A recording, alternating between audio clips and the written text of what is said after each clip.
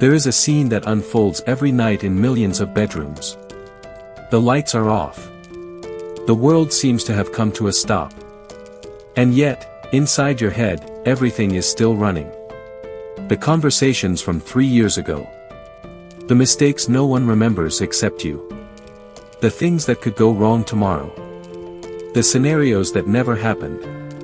And the versions of yourself that never came to exist. Your body is lying in bed, but your mind keeps walking. Alone. Like a traveler lost in a city with no end. And the most unsettling part ISN and Oppos, T that you think too much. The most unsettling part is that you and Oppos, V gotten used to it. You and Oppos, V gotten used to living with noise. You and Oppos, V gotten used to feeling exhausted even after sleeping. You and Oppos, V gotten used to fighting invisible battles that no one else can see. And there and Oppos, S something most people Don and Oppos, T understand about this. They think the problem is having too many thoughts. But at ISN and Oppos, T. The real problem is that you and Oppos, V turn those thoughts into your home. Because there comes a point when you stop observing what and Oppos, S happening inside you, and you start living there permanently.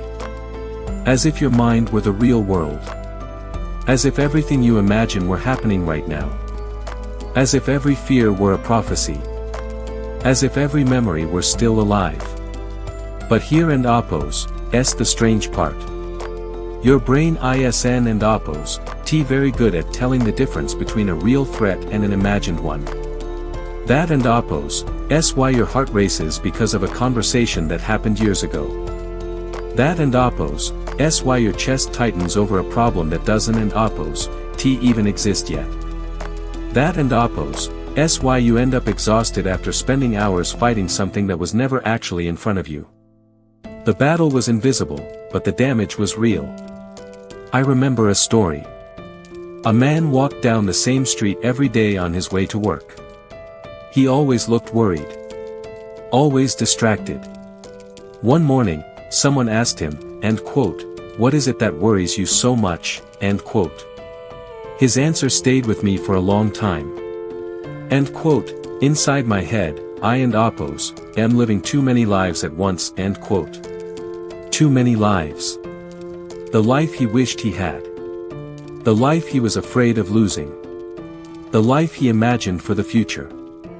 The life he was trying to repair from the past. And while he was carrying all those imaginary lives, the only one that was actually happening was slipping through his fingers. What and Oppos, S fascinating is that many of us live exactly the same way. We are not here. We are in a mental version of here. A constant simulation. An endless rehearsal. A movie that never ends. And every day, we add new scenes. New fears. New conversations. New worries. Until the mind becomes so noisy that we forget what silence even feels like. But most people never realize this. Peace doesn't and Oppos, T arrive when you solve all your problems. Because there will always be another problem waiting. Another challenge. Another uncertainty. Another loss. Peace arrives when you stop demanding that life become perfectly safe before you allow yourself to breathe. Because life never signed that contract. It never promised certainty. It never promised control. It never promised explanations. And the sooner you accept that, the lighter you begin to walk. Not because everything gets better. But because you stop carrying things that were never yours to carry. Other people and Oppos, S opinions. The past. The future. Impossible expectations. The answers that never came. There is an image that always returns to me. Imagine you and Oppos, holding a rope. On the other side is a powerful force pulling back. Anxiety. Fear. Control. The need to understand everything. For years, you keep pulling. Harder. More exhausted. More desperate. Until one day, you discover something unexpected. You don and oppose, need to win.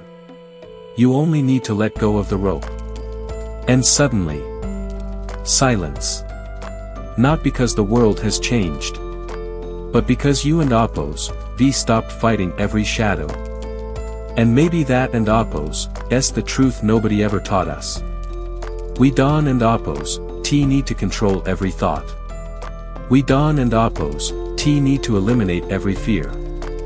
We don and oppose, need to become perfectly calm people. We simply need to stop believing that every thought deserves our attention. Because the mind produces thoughts the same way the heart produces heartbeats. Constantly. Without asking permission. And not all of them are important. Not all of them are true. Not all of them deserve to stay. Some simply pass through. Like clouds. Like the wind. Like the seasons. And when you truly understand that, something begins to change. You start returning. To your breath. To your body. To this moment. To the cup of coffee in your hands. To the voice of someone you love. To the distant sound of rain. To real life. The one that is happening right now. The one that has been waiting for you all along. Because maybe the problem was never that your mind talked too much. Maybe the problem was that you spent years listening to it as if it were a god. When in reality, it was only one voice among many within you. And behind that voice, beyond the noise, beyond the fear, beyond all the stories you keep telling yourself, there is still you. Waiting. In silence. Like someone who never truly left. Like someone who only needed to be found again.